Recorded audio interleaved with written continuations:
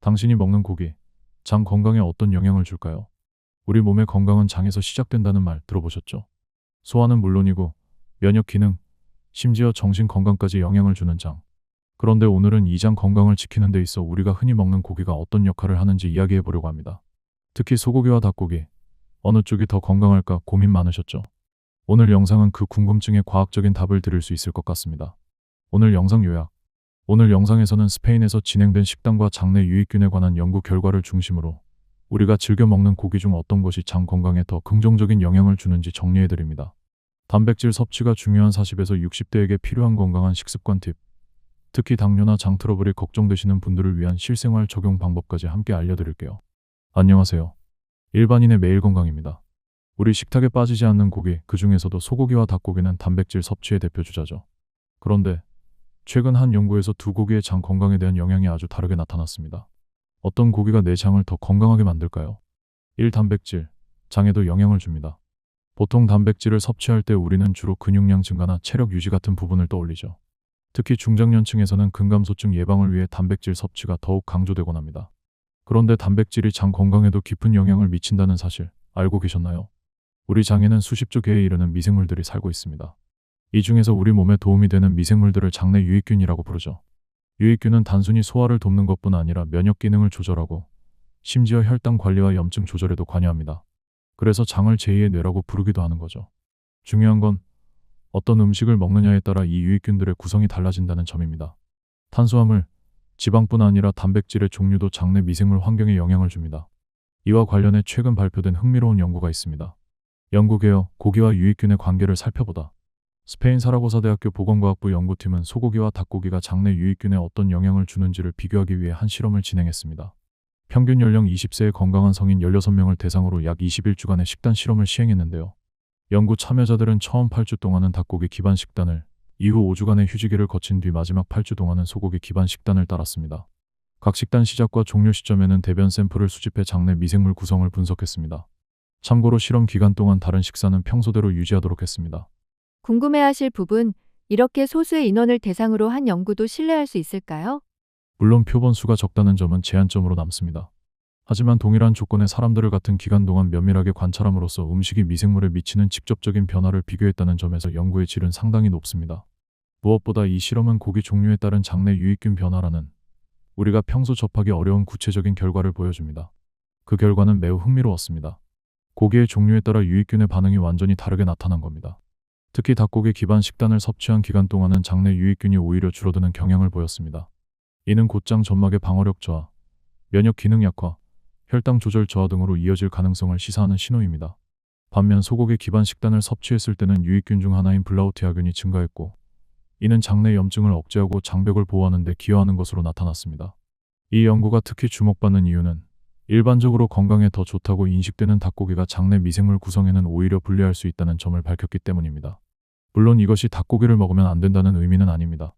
다만 닭고기 위주의 식단을 장기적으로 유지할 경우엔 식이섬유와 발효식품 등을 통해 유익균의 다양성을 함께 관리해줘야 한다는 것이죠. 이 닭고기, 유익균은 줄고 혈당 조절도 저하. 먼저 닭고기 기반 식단의 경우 장내 유익균의 수가 눈에 띄게 줄어들었습니다.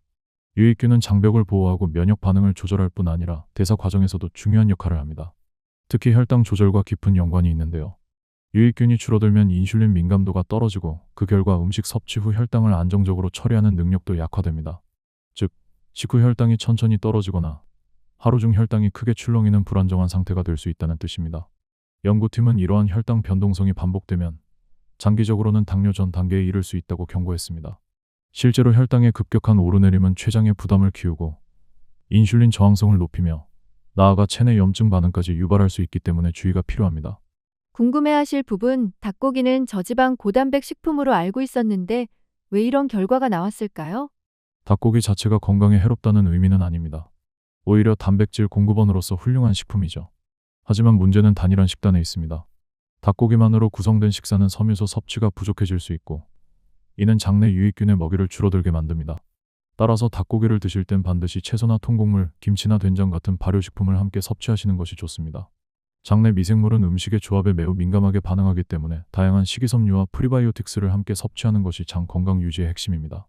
실제로 여러 연구에 따르면 채소 위주의 식사와 발효식품이 장내 유익균의 다양성을 늘리고 전신 염증을 줄이는 데 긍정적인 영향을 주는 것으로 나타났습니다. 즉, 단백질의 양만 신경 쓸 것이 아니라 함께 먹는 음식의 질과 균형이 장 건강과 대사 건강 모두에 중요하다는 것을 시사합니다. 3. 소고기, 장을 보호하는 유익균이 증가. 반대로 소고기 기반 식단에서는 유익균 중 하나인 블라우티아균이 눈에 띄게 증가한 것이 확인됐습니다. 블라우티아균은 장내에서 매우 중요한 역할을 하는 미생물로 특히 장 점막의 건강을 유지하는 데 결정적인 역할을 합니다. 이 균은 장의 점액 장벽을 두텁고 튼튼하게 만들어주기 때문에 외부에서 들어오는 유해 물질이나 병원성 세균으로부터 장을 보호하는 데 큰 도움을 줍니다. 또한 블라우티아균은 우리 몸의 염증 반응을 조절하는 능력도 가지고 있습니다.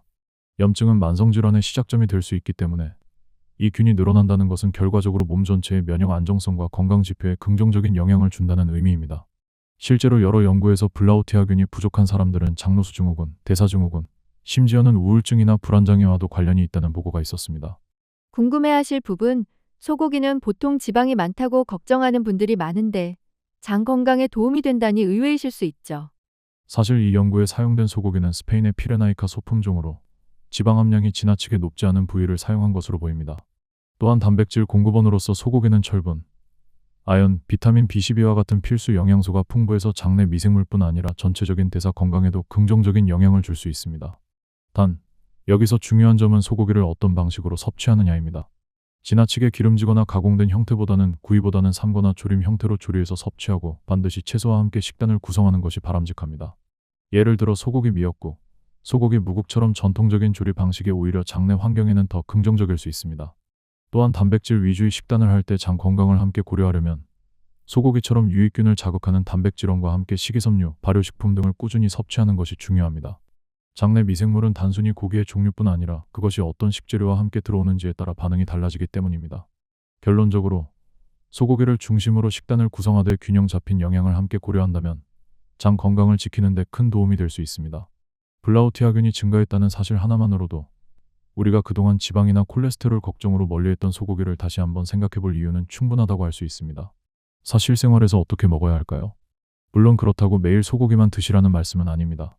모든 음식은 균형이 가장 중요하고 장기적인 건강을 위해서는 다양한 식품군을 조화롭게 섭취하는 것이 기본입니다. 하지만 단백질이 필요해서 고기를 선택하실 때 소고기를 식단에 적절히 포함시키는 것이 장 건강 측면에서는 더 유익할 수 있다는 사실은 꼭 기억해 두시면 좋겠습니다. 소고기에는 단백질뿐만 아니라 비타민 B12, 철분, 아연이 풍부하게 들어있습니다. 이들 영양소는 40대 이후 중장년층에서 특히 중요한데요. 비타민 B12는 기억력 유지에, 철분은 혈액 건강에, 아연은 면역 기능을 도와 체력 저하를 예방하는 데 큰 역할을 합니다. 나이가 들수록 쉽게 피곤해지고 회복이 더뎌지는 이유도 이들 영양소의 부족과 관련이 있을 수 있으니 음식으로 자연스럽게 채워주는 것이 좋습니다. 궁금해하실 부분, 소고기 지방 많지 않나요? 먹어도 괜찮을까요? 라는 질문 가장 많이 하시는 부분이기도 합니다. 네, 맞습니다. 소고기는 부위에 따라 지방 함량이 다르고 특히 갈비나 꽃등심처럼 기름이 많은 부위는 콜레스테롤이나 중성지방 수치에 영향을 줄 수 있습니다. 하지만 모든 소고기가 그렇지는 않습니다. 안심, 우둔살, 설도 같은 부위는 지방이 적고 단백질이 풍부해서 건강한 식단에 훨씬 더 잘 어울립니다. 또 하나 중요한 건 조리 방법입니다. 소고기를 기름에 굽거나 튀기기보다는 삶거나 찌는 방식으로 조리하면 불필요한 지방 섭취를 줄일 수 있고 영양소 손실도 적습니다. 예를 들어 소고기 무국이나 찜, 전골 같은 조리 방식은 소화에도 부담이 적고 식단 균형에도 도움이 됩니다. 식이섬유가 풍부한 채소와 함께 드시는 것도 매우 중요합니다. 장내 유익균은 고기 자체보다는 함께 먹는 음식과의 조화에 더 민감하게 반응하기 때문에 채소를 충분히 곁들이면 혈당과 콜레스테롤 관리에도 훨씬 더 긍정적인 결과를 얻을 수 있습니다. 실제로 유럽영양학회에서도 동물성 단백질을 섭취할 때는 식물성 식품과 함께 먹는 식습관이 장내 미생물 다양성과 안정성을 높이는 데 효과적이라고 강조하고 있습니다. 즉, 고기를 먹을 때 채소를 곁들이는 것은 단순한 상식이 아니라 과학적으로도 검증된 건강 수칙인 셈입니다. 닭고기, 아예 먹지 말아야 하나요? 그렇지 않습니다. 닭고기는 여전히 훌륭한 단백질 공급원입니다. 특히 위장에 부담이 적고 소화가 잘 되며 지방 함량이 낮아 체중 감량이 필요한 분들이나 소화 기능이 약한 분들께는 적절한 선택이 될 수 있습니다. 중장년층에서 위 기능이 예전 같지 않다고 느끼실 때 닭고기는 부드럽고 담백해서 섭취에 무리가 없는 식재료 중 하나입니다. 게다가 닭고기에는 트립토판이라는 아미노산도 포함되어 있어 기분을 안정시키는 세로토닌 생성에 도움이 되는 것으로 알려져 있습니다. 따라서 저녁 식사로 닭고기 요리를 선택하면 숙면을 유도하는 데도 좋은 영향을 줄 수 있다는 연구들도 있습니다. 다만 앞서 언급한 연구처럼 닭고기만 중심이 된 단조로운 식단을 장기간 유지할 경우 장내 유익균의 다양성이 줄어들 수 있다는 점은 주의해야 합니다. 장내 미생물 생태계는 매우 복잡하고 섬세해서 단백질의 종류뿐 아니라 함께 섭취하는 음식이 큰 영향을 미칩니다. 궁금해하실 부분, 그럼 닭고기를 먹을 때는 어떤 점을 주의해야 할까요?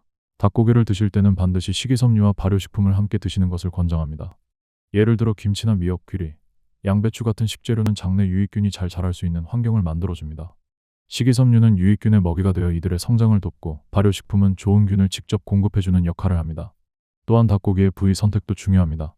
가슴살은 단백질이 풍부하고 지방이 거의 없어 가장 흔히 선택되지만 너무 오랫동안 가슴살 위주의 식단을 유지하면 오히려 다른 영양소가 부족해질 수 있습니다. 닭다리살처럼 조금 더 다양한 부위를 번갈아 사용하는 것도 식단의 균형을 맞추는 좋은 방법입니다. 조리법 역시 간과할 수 없는 부분입니다. 닭고기를 튀기거나 강한 양념에 절이는 방식은 장 건강에 별 도움이 되지 않습니다. 찜, 백숙, 스팀구이처럼 담백하게 조려되 채소를 충분히 곁들이는 습관이 중요합니다. 실제로 최근 일부 연구에서는 단백질 중심 식단을 할 때 채소 섭취를 늘리는 것이 장내 미생물의 다양성과 안정성을 유지하는 데 결정적인 역할을 한다고 보고했습니다. 즉, 고기의 종류를 떠나서 함께 먹는 음식의 구성에 따라 그 건강 효과는 크게 달라질 수 있는 것이죠. 결국 중요한 건 한 가지 음식에 의존하지 않고 다양하게 섭취하면서 장과 몸 전체가 균형을 유지하도록 돕는 식단입니다. 닭고기도 그런 식단 안에서 잘 활용하면 충분히 건강에 도움이 될 수 있습니다. 단지 채소와 발효식품을 잊지 말고 함께 드시는 것, 그것만 기억하시면 됩니다. 결론 및 실천법. 오늘의 핵심은 바로 이것입니다. 단백질을 먹는 목적이 근육만을 위한 것이 아니라 장 건강과도 깊은 관련이 있다는 점. 그 중에서도 소고기를 적절히 식단에 포함하면 장내 유익균을 늘리고 혈당 조절 능력도 유지하는 데 도움이 될 수 있다는 것. 소고기 드실 때는 지방이 적은 부위를 선택하고 채소와 함께 조리해서 드시고 닭고기를 드실 땐 식이섬유 섭취를 더해 장내 균형을 맞추는 식사 습관이 필요하겠습니다. 작은 습관의 차이가 장 건강, 나아가 전신 건강을 지켜줍니다. 내 장은 나도 모르게 병들고 있을 수 있습니다. 변비가 자주 생기거나 가스가 많고 피곤함이 오래 가신다면 장내 균형이 무너진 신호일 수 있어요. 오늘 알려드린 식사 팁을 일상에 꼭 한 가지씩 실천해보세요. 무리하지 않고 꾸준히 실천하는 식사 습관이 결국 건강을 지키는 지름길이 될 겁니다.